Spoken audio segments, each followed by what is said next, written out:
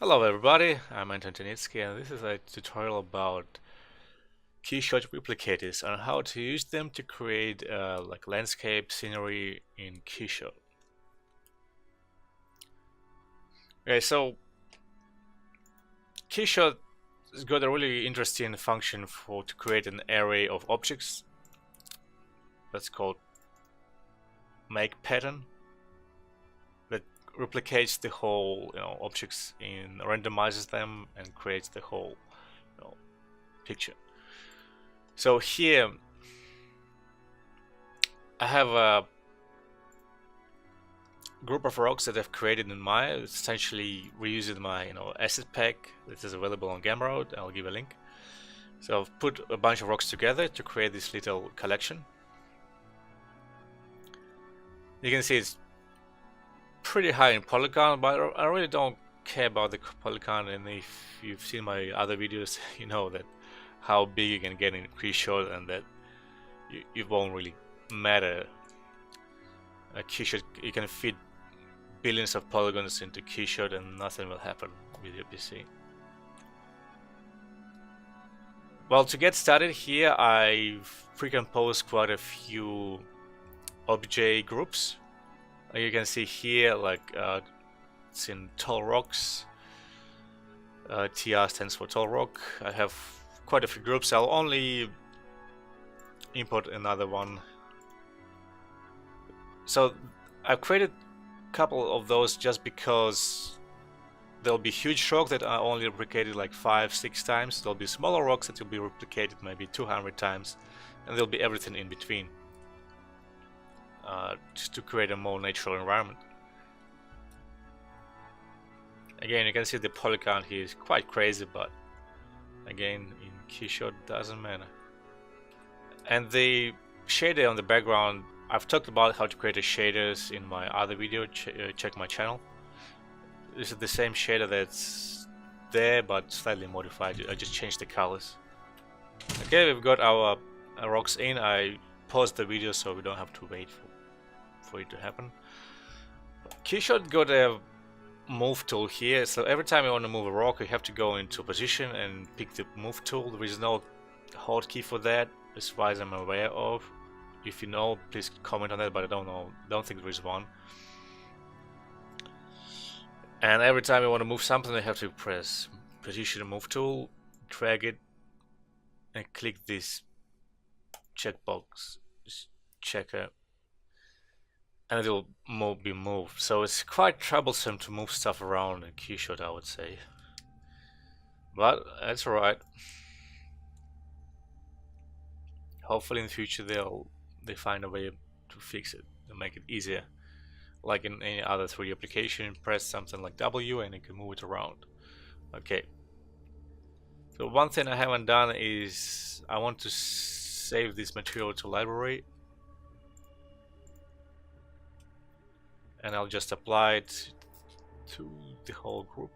And you can see if you click on the plus sign here, it will show you the whole group. It's pretty self-explanatory. Okay, I'll just say it. Boom, it's done. So we've done our preparation phase. Let's pick it and go into build view.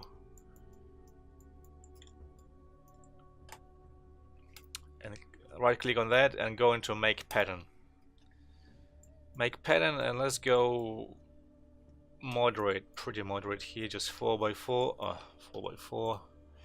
Okay, so by default you can see it creates this pretty boring pattern. I mean, just like really orderly, not really random. So to fix that, you go into the scattering tab and you hit on displacement,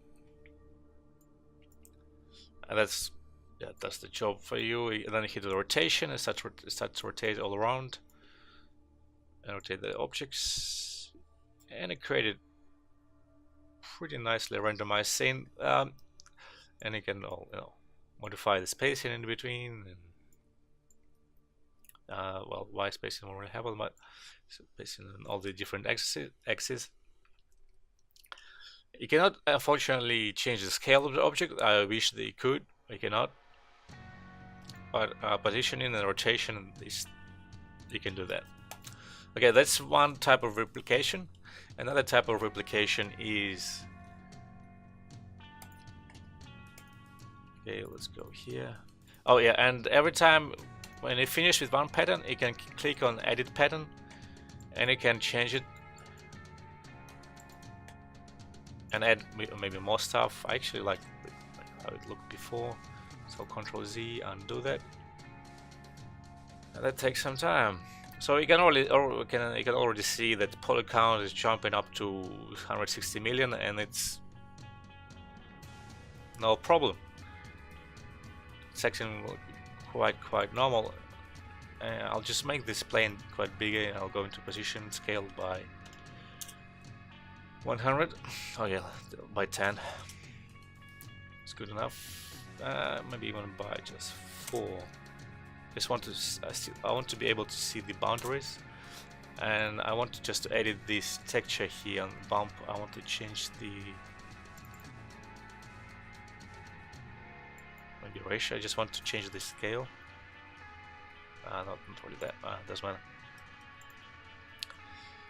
Okay.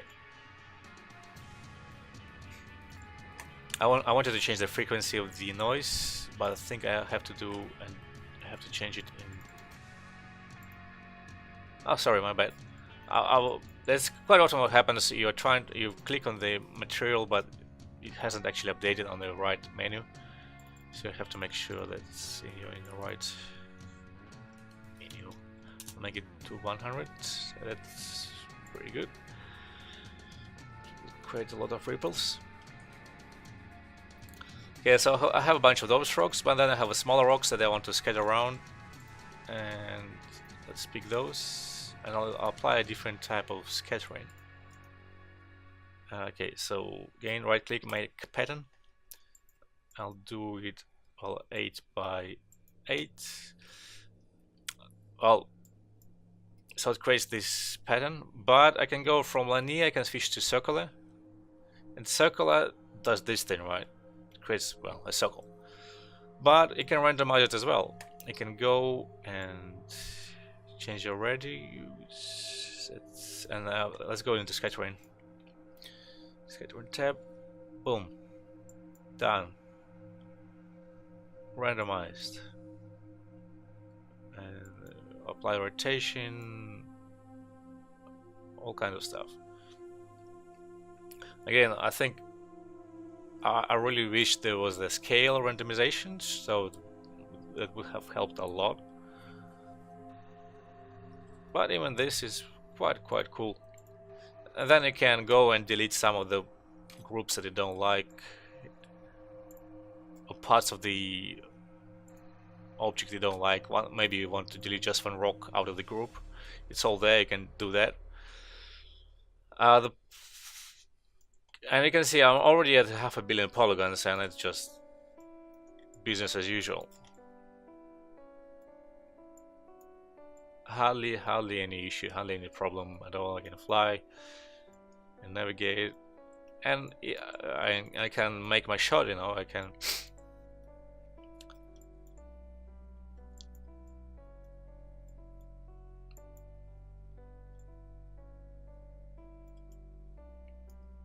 frame it, and here goes my environment, so I can play around really nicely, really quickly. And that's pretty much it. One thing to mention though is, once I've created a new pattern, you no longer can edit your old pattern. So I can still edit this pattern with the smaller rocks, but I cannot edit the one I've created before. Also, I usually start to group them all together, so I'll select them all, say add to group, new group would be like small rocks.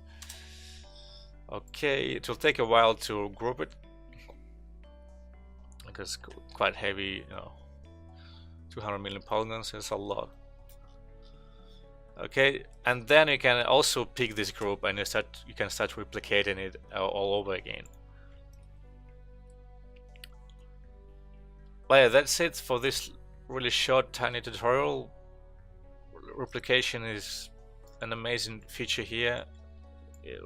Really easy, hassle-free compared to other softwares, and it can hold a huge polygons. Okay, one of the things you cannot do really like you can do it in a gaming engine like Unreal.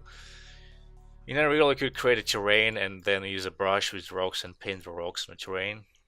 Unfortunately, you cannot really scatter your rocks around the terrain. Here I cannot, you cannot like adjust the position of the rock depending on the normal and like distance from the surface. At least not that I'm aware of. Maybe it will come later on.